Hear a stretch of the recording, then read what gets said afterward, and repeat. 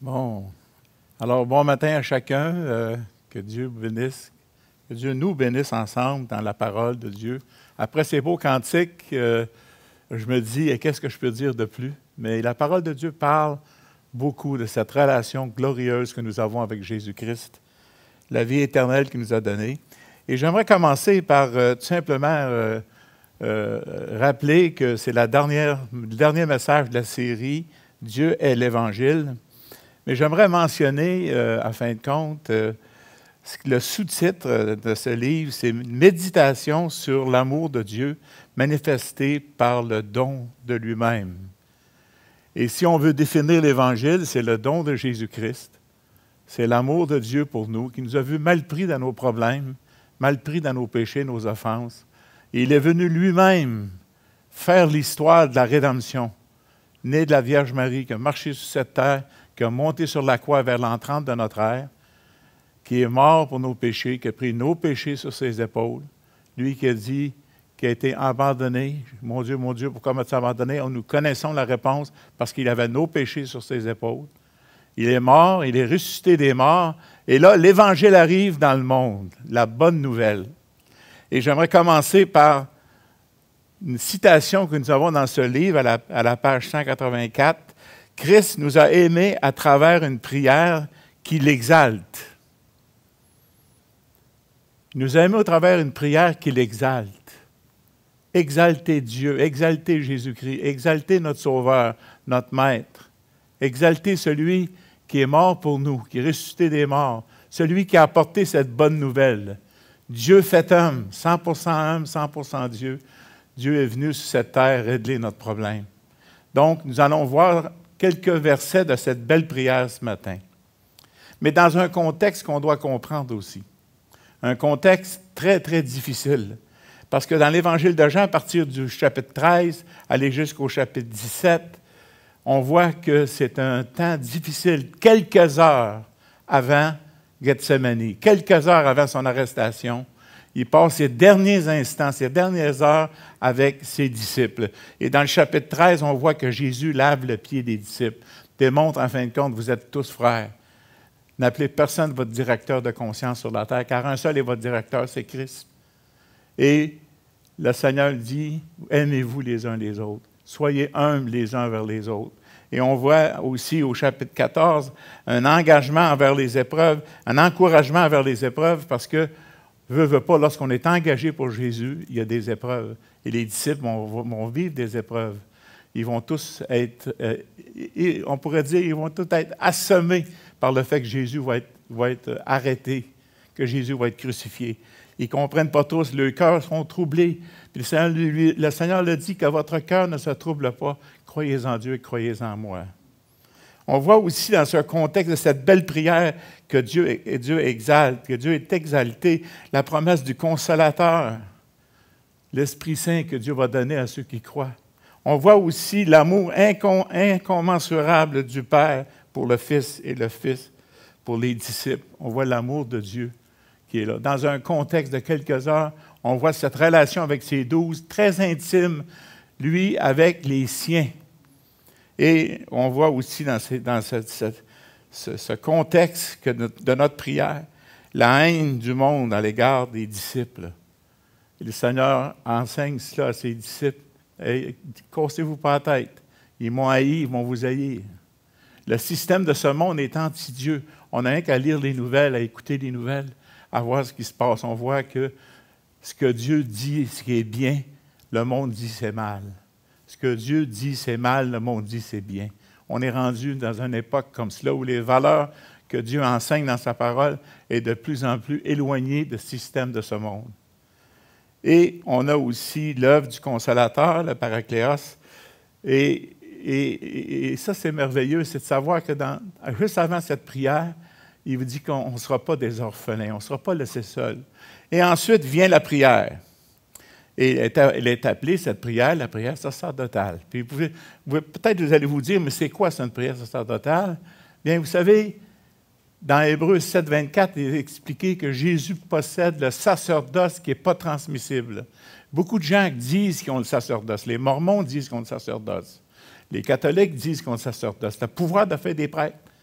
Mais le pouvoir de faire des prêtres appartient à Jésus seul, qui n'est pas transmissible. Et c'est dans cette prière, cette belle prière, que nous allons voir une portion de cette prière ce matin, parce qu'on ne peut pas voir tous les 26 versets, mais cette portion de cette prière nous dit que nous sommes, nous les enfants de Dieu, des prêtres et des prêtresses pour Dieu. On est là pour offrir des sacrifices à Dieu, de louange, d'action de grâce, d'offrir nos vies à Dieu, de marcher pour Dieu à la gloire de Dieu. Et c'est pour ça que l'Évangile, lorsqu'on arrive dans notre texte, on voit l'Évangile, une unité glorieuse. Est-ce qu'on réalise à quel point nous sommes privilégiés? Comment est-ce que Dieu nous a tellement aimés?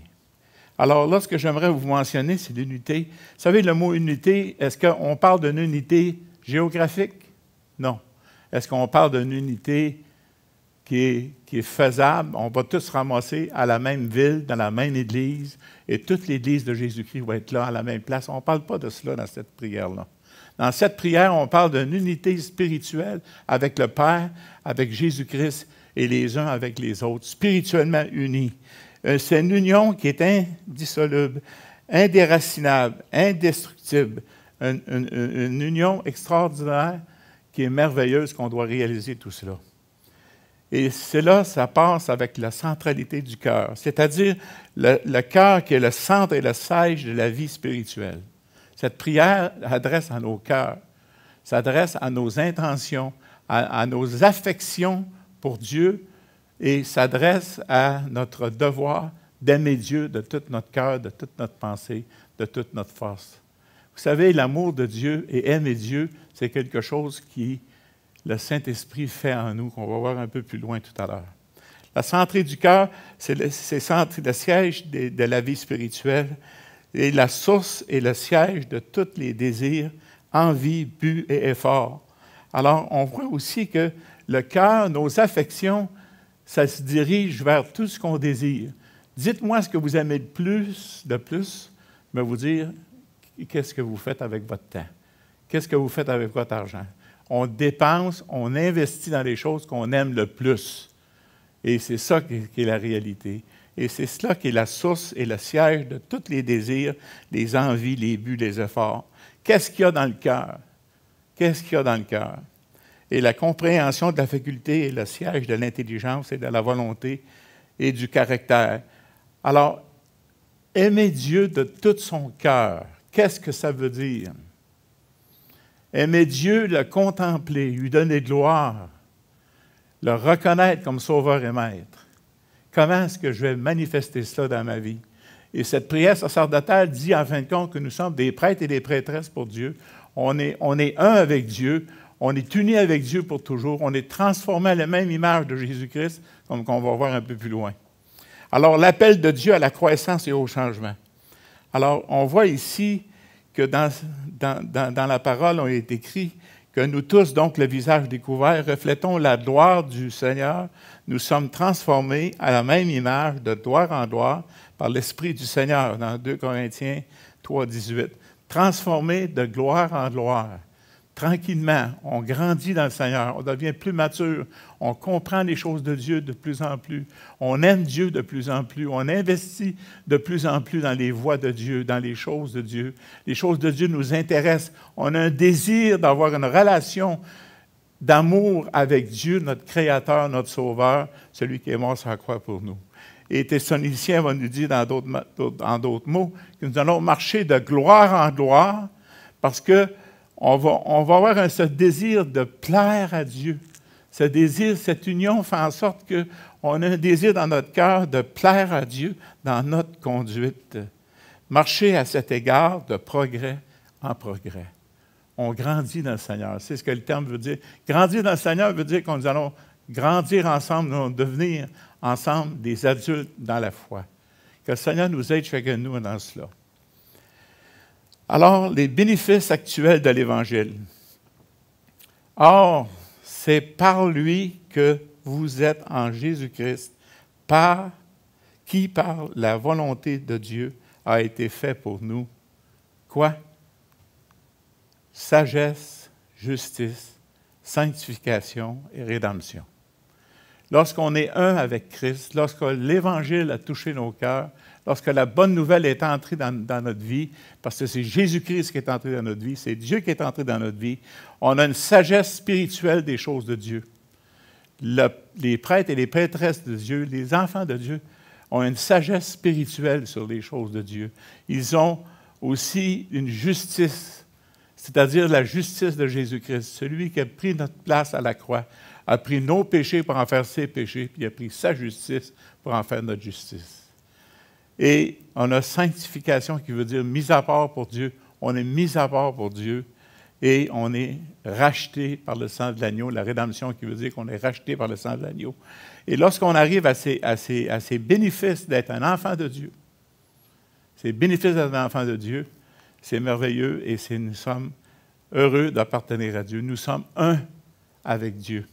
Maintenant, lisons le texte. Ça, c'était l'introduction. Lisons le texte. Ce n'est pas pour eux seulement que je prie, mais encore pour ceux qui croiront en moi par leur parole.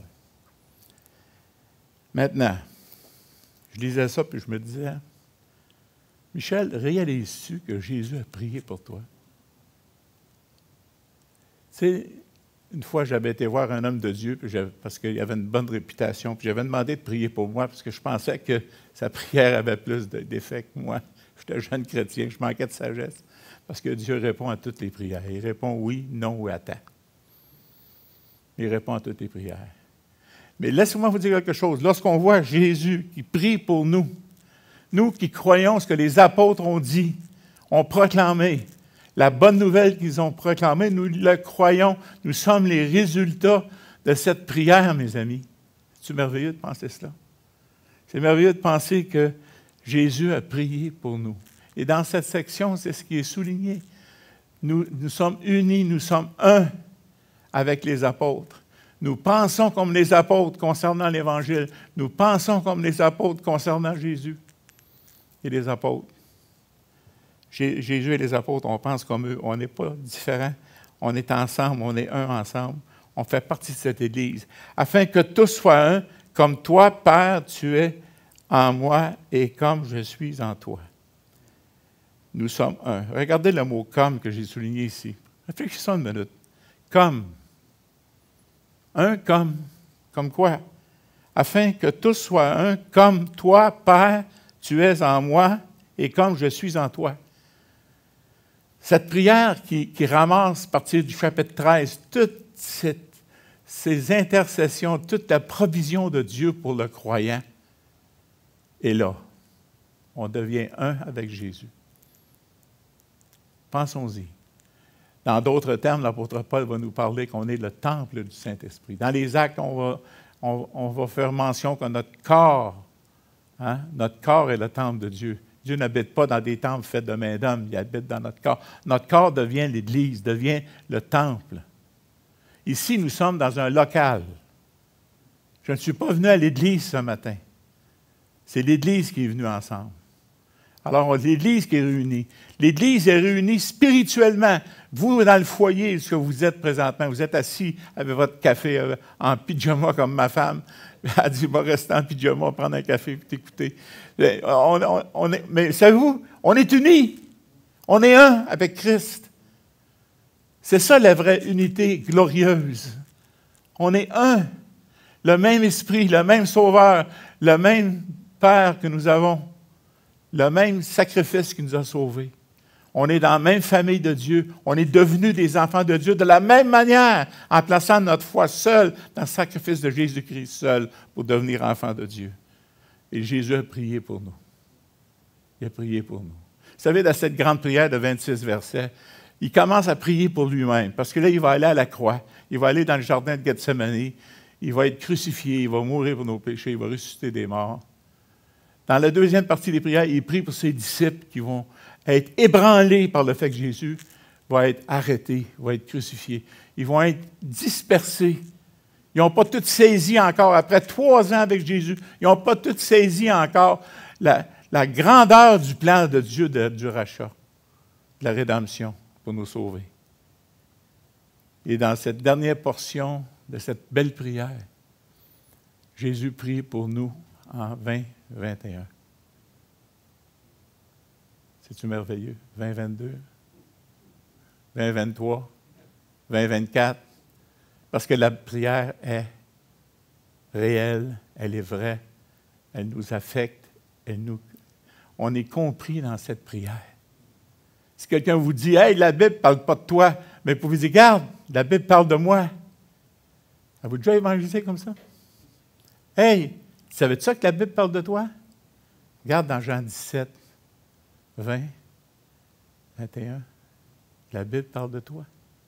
Alors on voit, à fin de compte, que le texte que nous avons ce matin, c'est un texte merveilleux qui nous rappelle que Jésus nous aime, qu'on est un avec lui, qu'on n'est pas de la cochonnerie, on n'est pas n'importe qui, on est les rois et les princesses de Dieu. Que le Seigneur nous aide dans tout cela. Et pourquoi tout ça? Pourquoi que le Seigneur prie pour nous? Afin qu'eux aussi soient un en nous, pour que le monde croie que tu m'as envoyé. Vous savez, l'Évangile, c'est le message le plus puissant au monde. Vous pouvez aller vous asseoir avec un chrétien en Chine, en Italie, n'importe où dans le monde, vous allez avoir le même langage concernant l'Évangile, concernant Jésus-Christ. Or, peut-être vous allez vous peigner différemment, peut-être vous allez avoir du linge qui va être différent, peut-être vous allez avoir des petites coutumes qui sont de votre culture, mais vous allez avoir le même salut, la glorieuse évangile de Jésus-Christ. Dieu, c'est l'Évangile. L'Évangile, c'est Dieu intervenu dans ce monde perdu pour sauver les enfants de Dieu. Alors, que ce n'est pas une unité, comme on pourrait dire ici, ce n'est pas une unité d'expérience, mais une unité de la vie éternelle. L'unité qu'on a là dans ces courts versets veut nous démontrer que nous sommes un avec Dieu, un avec le Père, un avec Jésus-Christ, et nous ne sommes pas seuls livrés à nous-mêmes. L'unité ne se produit pas en recherchant avec enthousiasme le dominateur théologique commun, le plus faible, mais l'adhérence comme à l'Évangile, comme un évangile apostolique. C'est quoi l'Évangile apostolique? Par un amour qui pousse à se sacrifier soi-même avec joie, par l'engagement inébranlable à atteindre les objectifs communs de la mission, de la mission que Jésus a confiée à ses disciples. C'est une citation d'E.A. Carson. J'ai bien aimé parce que l'adhérence commune à l'Évangile apostolique. Qu'est-ce que les apôtres enseignaient? Qu'est-ce que l'apôtre faisait? Il parlait de Jésus. Il mentionnait ce qu'il a fait à la croix. Il annonçait que Jésus était Dieu, qu'il ressuscitait des morts, que Jésus avait une bonne nouvelle pour ceux qui étaient perdus, que Jésus a pensé en nous. Jésus donne la vie éternelle. Et là, mes amis, laissez-moi vous dire quelque chose, vous allez rencontrer des gens un peu partout, dans toutes sortes de dénominations, dans toutes sortes de titres d'église, qui croient cela, fermement.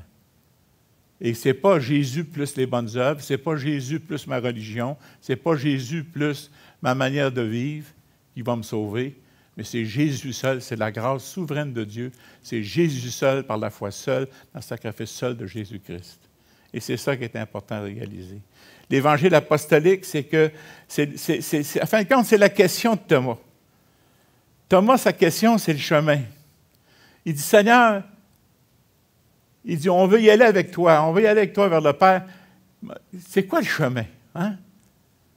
Le Seigneur répond à la question, il dit quoi? Il dit, je suis le chemin, la vérité et la vie, nul ne vient au Père que par moi. C'est ça, l'Évangile apostolique. Nul ne vient au Père que par moi. Laissez-moi vous dire quelque chose aujourd'hui, c'est même dangereux de dire qu'il y a un seul chemin, parce qu'on passe pour des maniaques, on passe pour des extrêmes. Mais la Bible dit qu'il y a un seul chemin, qu'il y a une seule vérité. Et nul ne vient au Père que par Jésus-Christ. Et c'est aussi la demande de Philippe. Philippe, dans cette conversation, Philippe, lui, veut le voir, le Père. Montre-nous le Père, Jésus. Jésus est comme déçu. Il dit, que c'est? Ça fait si longtemps que je suis avec vous autres, puis tu me dis de me montrer le Père? Pensez-y, là. Montre-moi le Père quand le Seigneur est avec. Il dit, tu ne m'as pas vu agir, tu ne m'as pas entendu parler, Philippe. Celui qui m'a vu a vu le Père. Nous sommes un. Moi et le Père, nous sommes un. J'agis. Quand j'agis, c'est le Père qui agit. Quand je parle, c'est le Père qui parle. Je suis venu faire la volonté de mon Père. Et on voit aussi la question de Jude un peu plus loin, très importante, qu'on va regarder ensemble, qui nous lie à ces interrogations du chapitre 14 et qui nous lie à cette prière. Nous sommes un avec Dieu. Pourquoi? Parce que c'est le chemin qu'on a compris. C'est ça l'Évangile qu'on a compris, que Jésus est le chemin, la vérité et la vie, et que nul ne vient au Père que par lui. On a compris cela.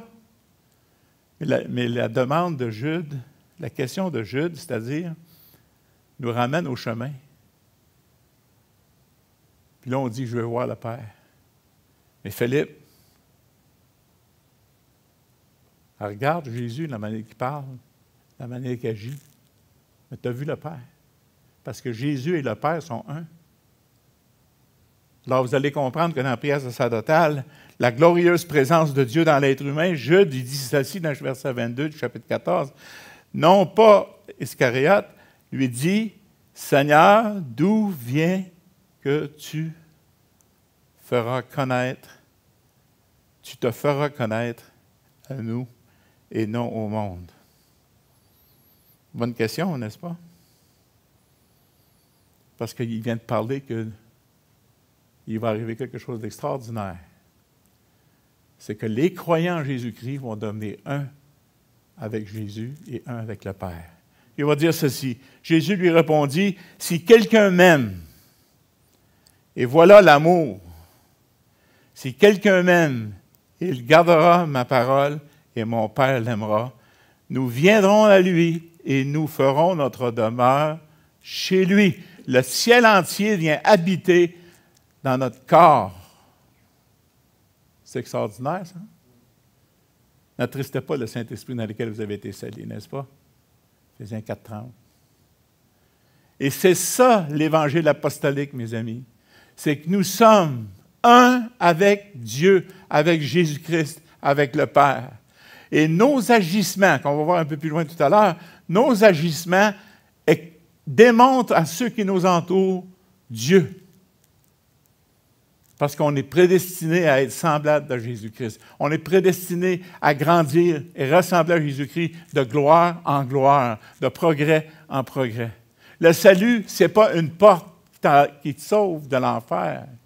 C'est bien plus que ça. Le salut, c'est une porte et un chemin et une destinée éternelle. Le salut, c'est merveilleux. La bonne nouvelle, c'est cela, mes amis, c'est qu'on devient des nouvelles créatures, des choses anciennes sont passées. Voici, toutes choses sont devenues nouvelles. Et tout cela vient de Dieu, la grâce souveraine de Dieu, qui vient faire en sorte qu'il vient établir son Église. Et c'est pour cela qu'il va dire, personne ne peut détruire l'Église de Jésus-Christ. La COVID ne peut pas détruire l'Église de Jésus-Christ, car l'Église de Jésus-Christ est unie, est un en Jésus-Christ, est un avec le Père. Parce que l'Évangile apostolique fait en sorte que nous sommes, nous, l'Église. Lorsque 2 ou 3 sont réunis au nom du Seigneur, l'Église est là. Si vous êtes sur une île déserte, l'Église est là. Le Saint-Esprit est là, Dieu est là. Le ciel entier habite en nous. Nous sommes des nouvelles créatures. Voyez-vous, c'est ça cette prière.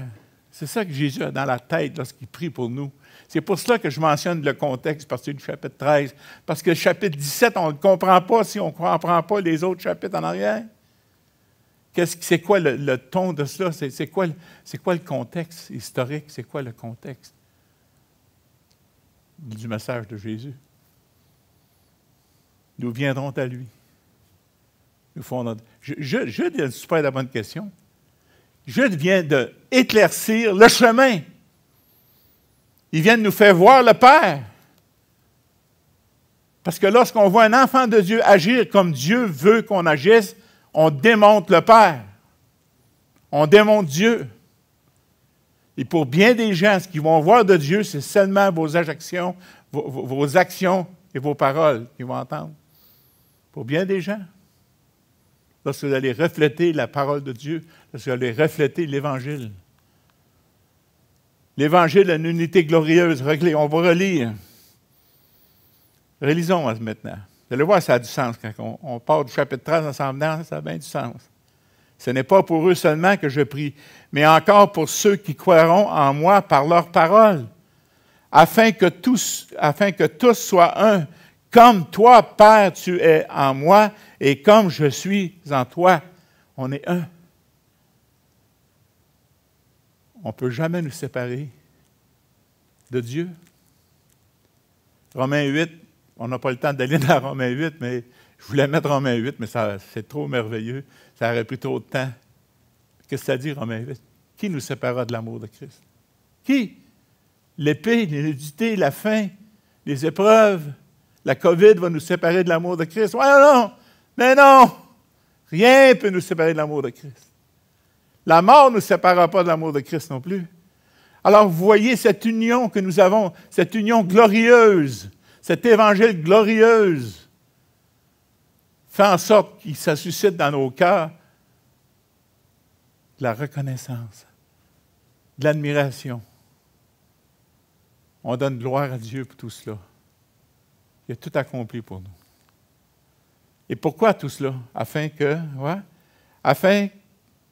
qu'eux aussi soient un en nous pour que le monde croie que tu m'as envoyé. Afin qu'eux soient un en nous comme le monde croit.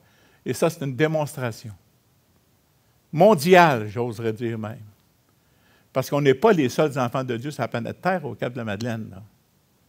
Il y en a en Afrique, il y en a partout dans le monde, des enfants de Dieu, qui saisissent l'Évangile apostolique, qui saisissent qui est le chemin, qui saisissent que lorsque Jésus a agi, c'est le Père qui agissait, et qui ont saisi que lorsque les disciples agissaient, ils agissaient comme le Père voulait qu'ils agissent, ils agissaient pour la gloire de Jésus-Christ et démontraient l'amour de Jésus aux gens alentour d'eux. Puis annoncer la bonne nouvelle, puis c'est venu jusqu'à nous, cette bonne nouvelle. C'est-tu merveilleux, les amis? Pour que le monde croie.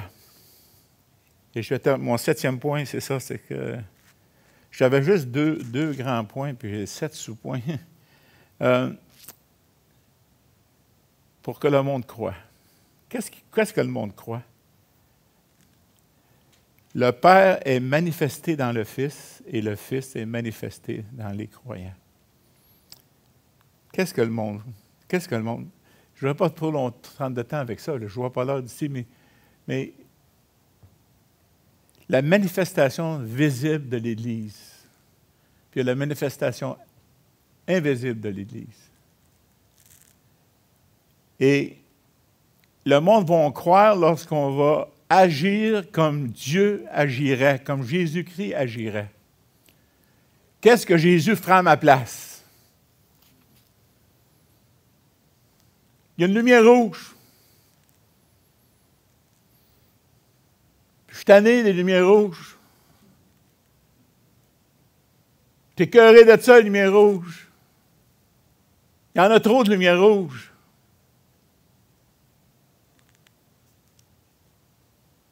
Ah ouais? Passe la lumière rouge. La police t'arrête, puis c'est un chrétien. Il dit, comment ça fait ça, tu as passé la lumière rouge? Bonjour, M. Penneau. Tu fais le saut, hein? Oui, mais il y avait une urgence. Oui. Merci beaucoup pour l'étiquette, monsieur. Parce que j'étais tanné, ça ne me donnait pas le droit de passer sa rouge. Vous savez, comment je vais démontrer que j'appartiens à Jésus-Christ, c'est en étant le modèle. Puis je me suis dit à moi-même, qu'est-ce que Jésus ferait s'il prenait une étiquette? Je dis, probablement, il n'y en aurait pas. C'est ma chair qui a fait ça. Mais j'imaginais, là. Il n'y aurait pas d'étiquette. Pourquoi? Parce qu'il obéissait aux règles. Il y avait des règles dans le 1er siècle, extraordinaires dans l'Empire romain, qui était une monarchie. Il y avait des règles que quand un soldat disait à toi, tu vas marcher 1 mille avec moi, tu vas prendre mon pack-sac, puis tu vas faire 1 000 avec moi, puis tu vas m'aider avec mon pack-sac. Il est obligé, selon la loi, de le faire. Jésus dit, quand il demande de faire 1 000, fais-en 2. Jésus était prêt à faire une deuxième 1 000. Vous savez, la seule manière de démontrer physiquement, temporellement, l'Église de Jésus-Christ, c'est de ressembler à Jésus. C'est pour ça qu'on enseigne la Bible. C'est pour ça qu'on enseigne les évangiles. C'est pour ça qu'on enseigne la parole de Dieu. Parce qu'on est tous en train d'être transformés à l'image de Jésus-Christ, de gloire en gloire, de progrès en progrès. Parce que c'est ça qui va démontrer à ceux qui ne croient pas le Seigneur qu'on est authentique et vrai dans notre manière de marcher, notre manière de parler. Parce que manifester la gloire de Dieu, manifester la pensée de Dieu, les morales de Dieu, etc., on peut le faire. Puis on le fait. Puis on doit continuer à le faire. Mais dans cette Église visible, il y a ceux qui disent, « Seigneur, Seigneur, n'avons-nous pas fait des prophéties en ton nom, des guérisons en ton nom? » Puis le Seigneur va dire, « Je ne vous connais même pas. » Il y a un gros mélange dans la chrétienté. Il y a un gros mélange qui se fait. Le livret et le blé poussent ensemble. Le Seigneur va faire la récolte un jour. C'est pour ça que ceux qui disent « Seigneur, Seigneur », ce n'est pas tous ceux-là que le Seigneur connaît. Je n'irai pas plus loin avec ça parce que je vais aller dans mon deuxième point, mon deuxième point sur l'amour. C'est l'Évangile, un amour incommensurable. J'ai choisi ce mot-là, incommensurable. Ce n'est pas un mot de Scrabble, là. Mais c'est un beau mot, ça. Qu'est-ce que ça veut dire, ça? Bien, c'est le contraire de commensurable, c'est le contraire de comparable, c'est le contraire de mesurable, c'est le contraire de petit. Incommensurable. Voyez quel amour le Père nous a témoigné pour que nous soyons appelés enfants de Dieu. Voyez quel amour. Et patapos, là, il paraît 6 fois dans le Nouveau Testament, mais c'est toujours le mot qui dit, ah, regarde ça, là. Quel amour! Quand les disciples arrivent devant le temple, ils disent à Jésus, « Hey, Jésus, garde les pierres, garde le temple, comme il est beau dans Matthieu 24. » Ils prennent ce mot-là. Patapos. C'est extraordinaire, c'est incomparable. À quoi ressemble l'amour de Dieu? Et dans cette prière, on a cet amour incommensurable de Dieu pour nous, qui fait de nous des prêtres et des prêtresses, qui fait de nous des porte-parole pour lui, qu'allons manifester, qui fait de nous un avec Dieu le Père, un avec lui. Il habite en nous. Nous sommes des enfants de Dieu. Et là, il pointe du doigt l'amour dans nos textes qu'on va voir tout à l'heure. Un amour incommensurable. Un amour qui est surhumain. Ce n'est pas un amour normal, l'amour de Dieu. L'amour divin est inconditionnel, illimité, immuable. Regardez le verset 23 du chapitre 17. « Moi en eux et toi en moi, afin qu'ils soient parfaitement un et que le monde connaisse, quoi? Que tu m'as aimé et que tu les as aimés comme tu m'as aimé. » Arrêtons là. Pensons-y 2 minutes. Dieu vous aime, Dieu m'aime, Dieu vous aime. De la même qualité d'amour, intensité d'amour qu'aime son Fils. Le Père aime son Fils. Voici mon Fils bien-aimé en qui j'ai mis toute ma complaisance. Hein? Je t'ai glorifié, je te glorifierai encore. Le Père aime son Fils, puis le Père nous aime, nous, comme il aime son Fils. Le comme, là, arrêtons dessus 1 minute. Vous allez avoir de quoi remplir les repas du Seigneur le reste de votre vie. Rien qu'à ça. Comme tu m'as aimé. Quel privilège d'être un. Cette prière nous dit aussi, « Père, je veux que là où je suis sûr que tu m'as donné soit aussi avec moi, afin qu'il voie ma gloire, la gloire que tu m'as donnée parce que tu m'as aimé avant la fondation du monde. » Cette qualité d'amour qui a un aspect eschatologique. un amour éternel, un amour sans limite, un amour extraordinaire. Les versets et le verset 25 et 26 résument toute la prière. Les deux aspects sont là. Regardez bien. Père juste, le monde ne t'a point connu, mais moi, je t'ai connu. Et ceux-ci ont connu que tu m'as envoyé. Est-ce que quelque chose d'exact? Oui. Nous, là, on a reconnu que Jésus-Christ est venu. C'est le Père qui l'a envoyé. Puis lorsque Jésus parlait, agissait, pour nous, ça représentait, on peut voir le Père agir, le Père parler, parce que Jésus parlait pas de lui-même, mais il parlait pour faire la volonté de son Père à 100%. L'homme parfait de Dieu et le Dieu parfait des hommes. Je leur ai fait connaître ton nom. Et là, on doit reculer au 1, 2, 3 de 17. La vie éternelle, c'est qu'ils te connaissent, toi, le seul vrai Dieu. Je leur ai fait connaître ton nom et je leur ferai connaître. C'est qui ça, ferai? Ceux qui ne le connaissent pas encore, mais qui vont le connaître dans le futur. C'est encore nous autres qui est là. C'est merveilleux, ça? Souvenez-vous quand vous avez accepté le Seigneur.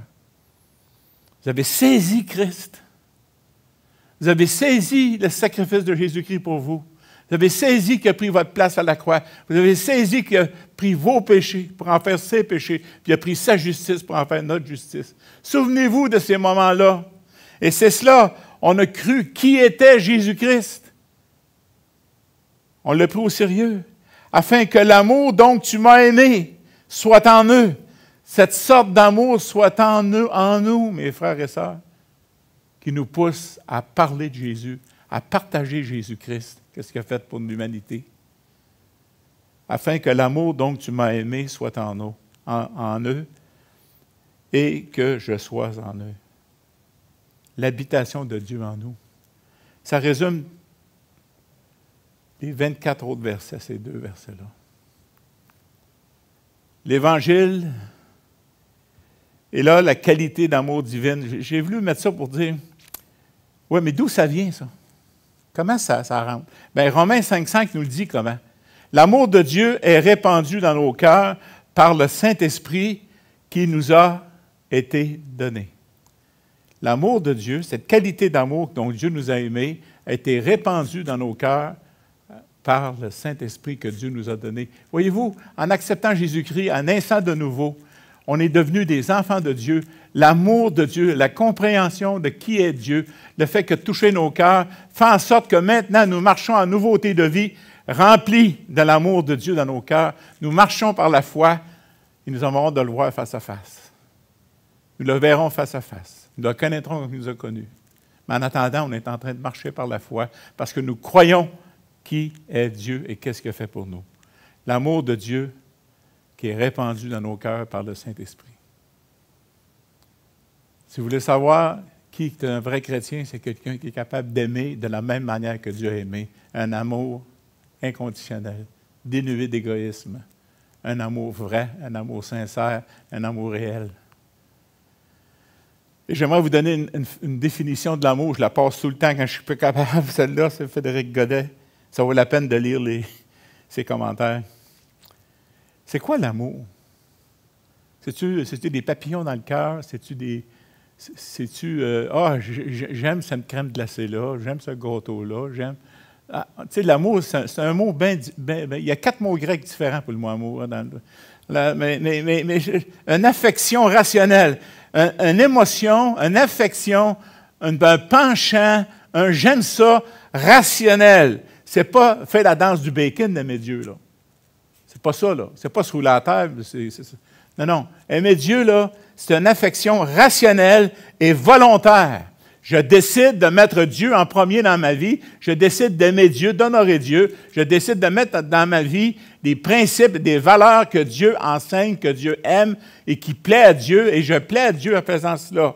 C'est une affection rationnelle et volontaire qui a pour motif la vérité et la sainteté. C'est que je vais dire la même chose que Dieu, parce que je veux suivre Dieu. Ce que Dieu dit mal, c'est mal. Ce que Dieu dit bien, c'est bien. Je vais dire comme Dieu. Je vais être d'accord avec lui. Je ne l'astinerai pas. Je ne dirai pas, ah, c'est mal, mais j'aime ça. En passant, le péché, c'est toujours beau, toujours bien. C'est cute, le péché. Ça sent bon. C'est pas laid, le péché. Quand on dit parmi les chrétiens que les péchés sont laids, je trouve qu'on mène les gens en erreur. Faites attention, le péché, c'est laid. Ça détruit des vies. Mais c'est cute, anti-papaye. Des bouts. Qui s'exerce par un libre choix. Je décide de suivre Jésus-Christ. Alors, je vais terminer avec la citation du livre à page 191. Le plus grand bien de l'Évangile, c'est de faire de Dieu ses délices et manifester sa gloire. Et ça, mes amis, c'est un travail constant. C'est un combat spirituel pour nos vies. De lutter contre le péché qui si facilement nous enveloppe. C'est quelque chose qu'on doit faire tout le temps. Et faire de Dieu ses délices et manifester sa gloire. Donc, vous savez, c'est une question de cœur. Question de cœur. Je disais tout à l'heure à quelqu'un, j'ai connu un jeune homme qui est décédé aujourd'hui, Michael Martin, qui jouait de guitare, c'est un très bon artiste. Il expliquait Jean 3,16 à un de ses chums. Savez-vous ce qui est arrivé? Il s'est converti en expliquant Jean 3,16. Jean 3,16 était tout dans sa tête. Il n'était pas dans son cœur. Il n'était pas dans son cœur. Vous pouvez apprendre des versets si vous voulez, vous pouvez chanter des cantiques si vous voulez. Si les cantiques sont tous là dans notre tête, mais pas dans notre cœur, il y a quoi qui ne marche pas? C'est une question de cœur. Là où est ton trésor? Hein? Où est ton trésor? Ton cœur est là. Qu'est-ce que tu aimes le plus? Qu'est-ce qui prend ton argent, tes énergies, ton temps, tes priorités dans ta vie, tes valeurs? Si tu aimes Dieu. Tu sais, je ne ferai pas cela parce que si je fais ça, je vais être puni. Je ne ferai pas cela parce que si je fais ça, je vais déplaire à Dieu et Dieu ne sera pas honoré par tout cela. Puis Dieu ne sera pas glorifié. J'aime mieux cette phrase-là, moi. Dire à Jésus qu'on l'aime, puis qu'il est en nous. Et je termine par mon chant. J'ai trouvé ça, j'ai écouté cette semaine 3-4 fois ce chant-là. C'est un vieux chant des années 70. Puis j'aimerais ça chez vous, vous êtes assis dans vos sofas, là, avec je ne sais pas comment, mais peu importe, ce n'est pas important. Mais ce qui est important, c'est l'attitude de votre cœur. Je vous invite à dire à Jésus que vous l'aimez avec ce chant.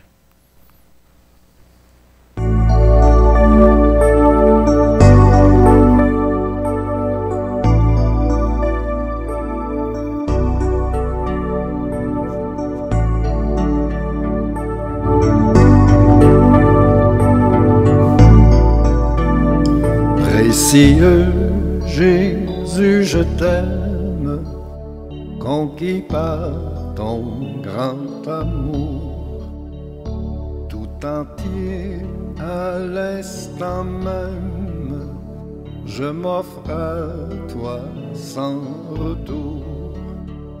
Jésus, Jésus, ô mon sauveur, sois le trésor de mon cœur.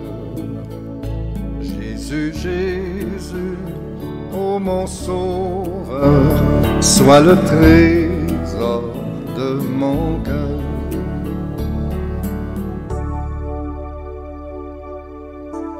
Je vous invite de chanter ça là chez vous, si vous voulez. Chantez-le avec le monsieur.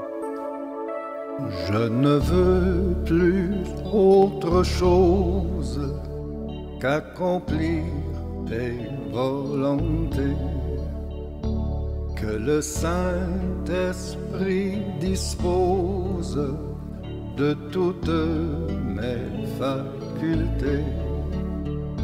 Jésus, Jésus, ô mon sauveur, soit le trésor de mon cœur. Jésus, Jésus, ô mon sauveur, sois le trésor de mon cœur.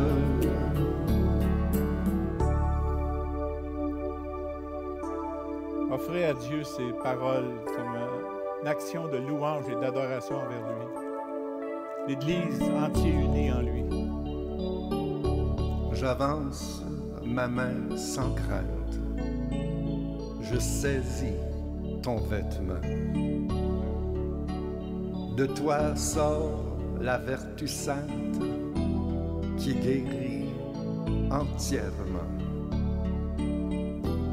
Jésus, Jésus, ô mon sauveur, sois le trésor de mon cœur. Jésus, Jésus, ô mon sauveur, sois le trésor de mon cœur. Ô Dieu, sois le trésor dans nos cœurs. Touche nos cœurs. Donne-nous d'être ton amour remplit mon âme de paix, d'espoir, de bonheur. Tout mon être te réclame, Jésus mon roi, mon sauveur. Jésus, Jésus, ô mon sauveur, sois le trésor de mon cœur. Jésus, Jésus, ô mon sauveur, sois le trésor de mon cœur. Sois le trésor de mon cœur.